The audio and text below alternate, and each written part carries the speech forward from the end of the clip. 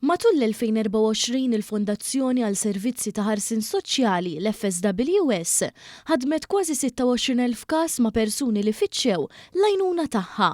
Ħabbar dan il-Ministru għall Politika Soċjali u Drittijiet tat-Tfal Michael Falzon waqt li ġie ppreżentat ir-rapport annwali tal-entità għas-sena li għaddiet li jinkluda x-xogħol kollu li sar permezz tas-servizzi li toffri l-Fondazzjoni. Intqal li tul 12-il xahar tal-2024 l-FSWS ħadmet ma' 24,618 persuna, b'total ta' 25,941 każ.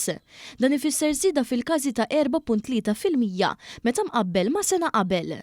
Matul is-sena l-oħra l-ħaddiema kollha tal-FSWS li jlaħqu madwar 1,000 ukoll gawdew minn ftehim kollettiv ġdid li tom pagi u kundizzjonijiet aħjar b'investiment rekord aktar minn 30 miljun euro.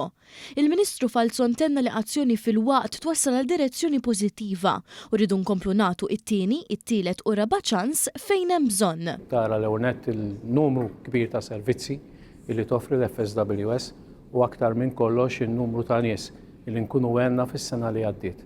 Dejjem inħarsu l-qudiem li nkunu aktar ta' wens għal dawk li għandhom l-aktar bżonn. Min-naħa tiegħu l-kap eżekuttiv tal-FSWS Alfred Grixti qal li l-2024 kienet sena oħra ta' suċċess għall-FSWS hekk kif tfakkar it-30 anniversarju mit-twaqqif tas-servizzi ta' kontra l-vjolenza domestika, is-servizz tal-protezzjoni tat-tfal kif ukoll l-Aġenzija Settqa.